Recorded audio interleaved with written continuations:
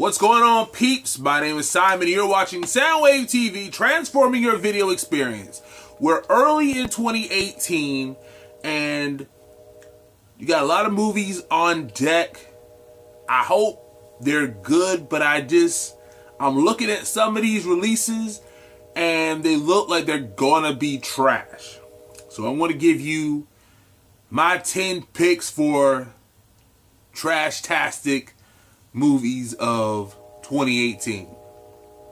I want to kick it off with Smallfoot, and it just looks like another generic CGI kids movie. And I think Gina Rodriguez is in it, and Yara Shahidi's in it. And again, I might be wrong. It could be all right. It's about a tribe of Yetis, and one of them finds a human and tries to bring the human back to the Yeti village to try to impress a girl. And it's just like this outsider wacky fish out of water story that we've seen like a half dozen times before. So there you go.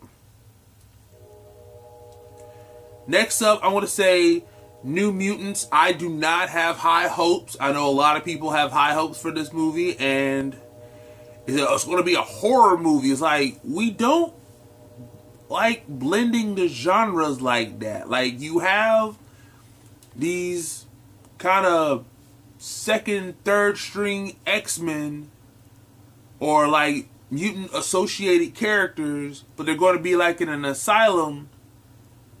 My whole thing is just like, you could just introduce a new separate team of X-Men instead of trying to do this horror thing. And I might need to see another trailer, but I'm looking at it's supposed to be a horror movie, but it's not all that scary, like, at all. Next up, I'm going to say Venom.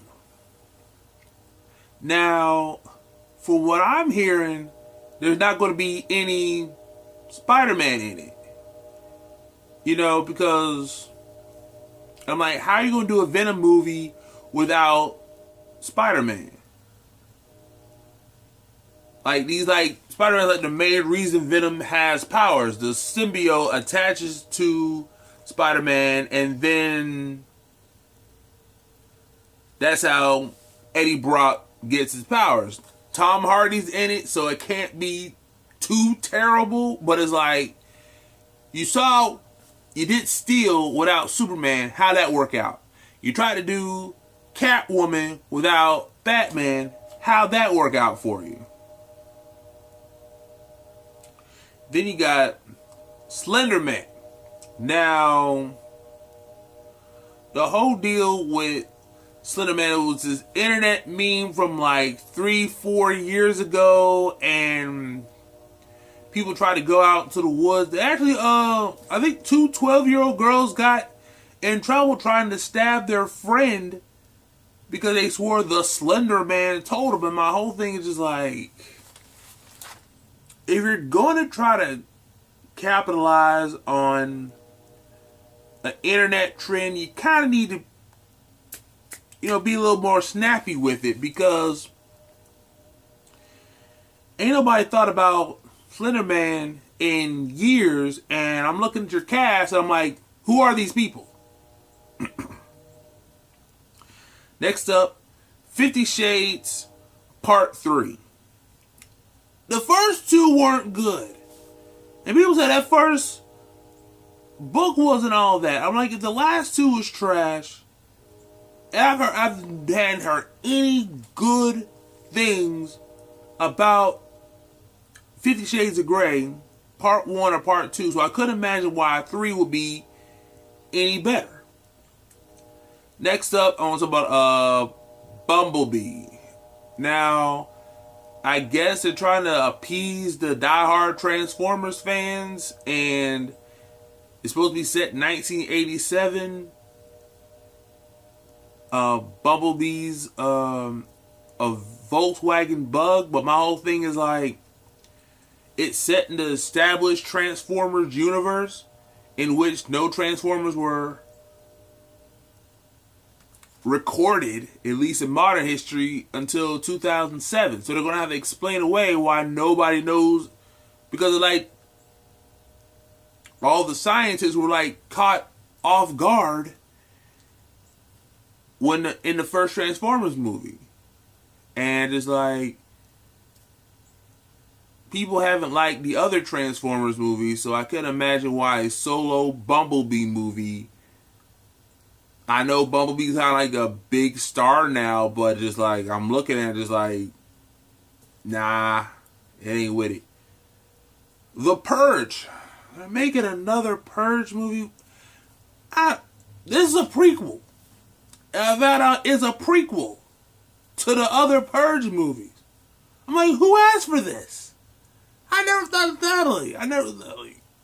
The whole setup is all crime is legal for 12 hours or 18 or 24 hours. I don't know. I don't care. It's the Purge. They literally took the worst Powerpuff Girls episode and turned it into a movie franchise. I don't understand it. No, Princess Morbucks, she gets her dad to buy Townsville, and we're going to make crime legal. It was one of the worst episodes of the Powerpuff Girls, and somebody had a bright idea. We're going to make this a movie. I guess, you don't spend any money to make it. If you like gore, it's going to be set on like, it's going to be like, it looks like Escape from New York. It looks like a low budget ripoff of Escape from New York. At least put Kurt Russell in it, but yeah, that's it. Next on the list, How the Grinch Stole Christmas. They're doing a Grinch movie. It's going to be computer generated, and I'm like, now the poster I'm seeing is, they got a little bitty kid Grinch, and my whole deal is,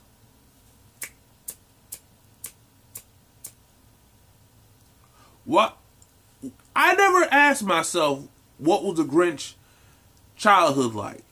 He's old, he's grumpy, he lives on a mountain with a little dog with a little pretend horn, and he tries to steal all the Who's gifts. The other Grinch movie you did with, who was it? Not Mike Myers.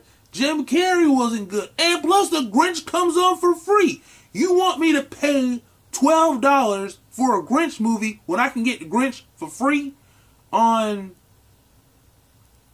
ABC? Wherever they showing the Grinch this year. Yeah, exactly. No, that ain't gonna happen. Solo, a Star Wars story. That's on, I think that's gonna be trash because it's like, I ain't never thought about what Han Solo's upbringing is gonna be, and you probably ain't gonna have no Jedi in it. So I'm trying to think, unless you have a really good flight sequence with the Millennium Falcon. Donald Glover's in it, so I can't imagine it being too terrible. But you could have done a movie about Chewbacca, Yoda. Shoot, even the Cantina Band at this point. Jabba the Hutt. But yeah, Solo, a Star Wars story. I'll go see it when it hit the dollar movie. But it's like, unless I'm with some friends just really want to see the Han Solo story, nah, not gonna happen. Let me think here. Oh, and I think the probably gonna be this year's Emoji movie. Teen Titans, go to the movies. Same thing with the Grinch. I'm getting all this Teen Titans for free on TV. You want me to pay $12, $13 to go see it. And, the big hit with the kids is very polarizing because it's a big hit for Cartoon Network, but then you see everybody online talk about it's the worst thing ever. It ain't the worst show on the history of Cartoon Network, but at the same time, it's like, yeah, this thing is not. Because remember, My Little Pony movie came out, and I hadn't heard anybody talk about it since it came out. I guess it gets some random celeb voices, but yeah, it's not looking too good. But anyway, those are the movies that I think are going to be bad this year. Leave in the comments down below, what movies do you think will not turn out very well?